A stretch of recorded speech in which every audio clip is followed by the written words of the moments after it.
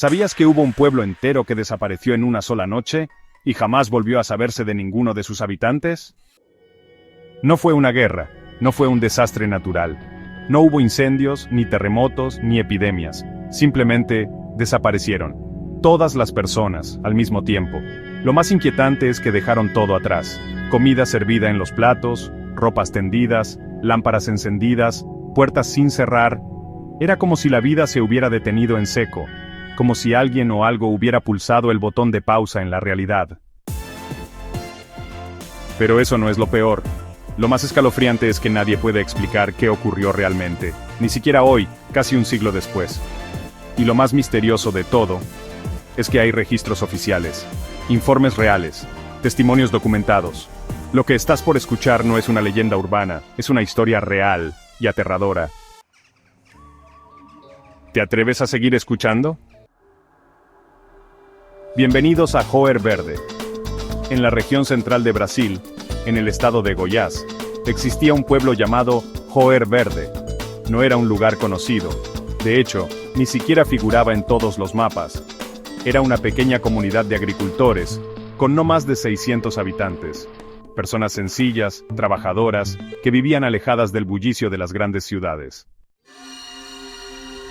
No había electricidad ni carreteras asfaltadas, pero había paz.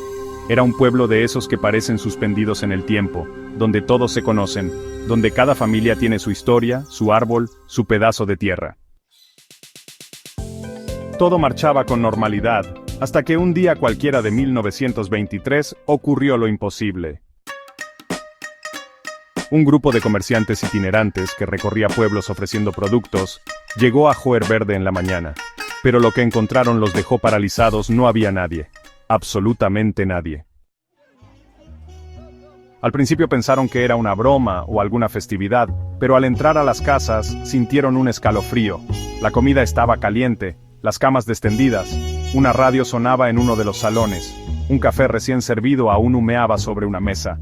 Era como si sus habitantes hubieran salido corriendo, ¿pero de qué? Esa es una de las preguntas más escalofriantes que aún nadie ha podido responder. Y hay un detalle que muchos no conocen, pero que cambia por completo la dimensión del misterio. Te lo contaré en el próximo segmento. El mensaje que hiela la sangre.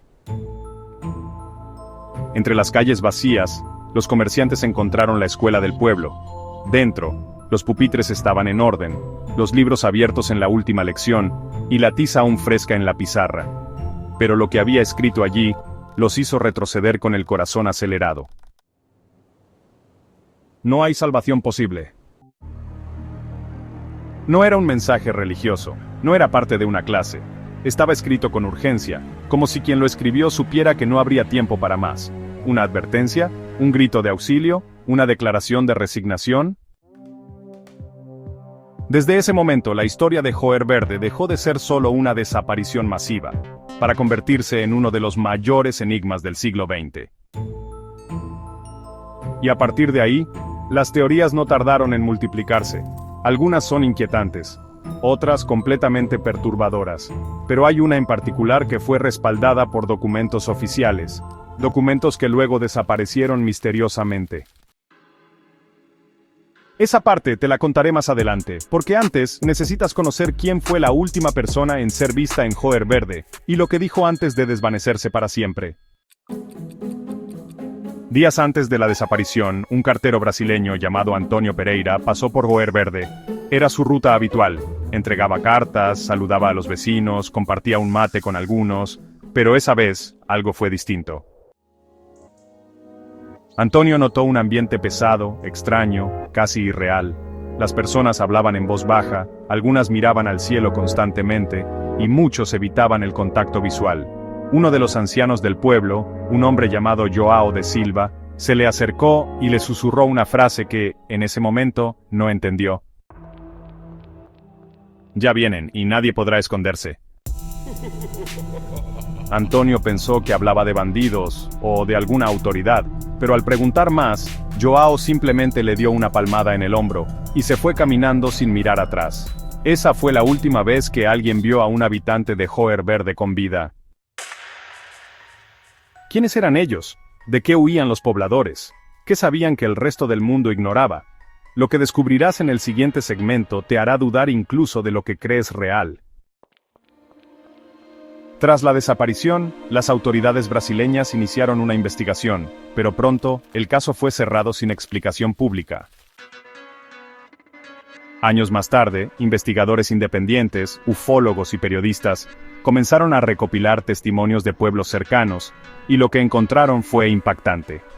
Varios habitantes de las zonas vecinas afirmaron haber visto luces en el cielo, justo la noche de la desaparición, luces que se movían de forma errática, sin ruido alguno. Otros aseguraron haber escuchado un zumbido ensordecedor, como si algo vibrara desde el interior de la tierra. Y uno incluso reportó haber visto una silueta gigantesca, humanoide, caminar lentamente por la montaña. ¿Podría tratarse de un experimento militar, un fenómeno natural desconocido, o algo mucho más allá de nuestra comprensión? Pero hay más. Archivos desclasificados del ejército brasileño, filtrados décadas después, revelan una orden directa de no divulgar la información al público. ¿Por qué ocultar algo así? Una de las teorías más difundidas afirma que Joer Verde no desapareció, sino que fue trasladado a otra dimensión. Y lo más inquietante es que hay paralelismos con otros pueblos del mundo donde ocurrió lo mismo. Pero nada tan documentado como Joer Verde. La maldición de quien busca la verdad.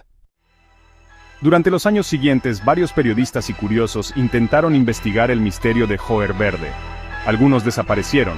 Otros abandonaron las investigaciones alegando haber sido seguidos, amenazados e incluso perseguidos por entidades desconocidas.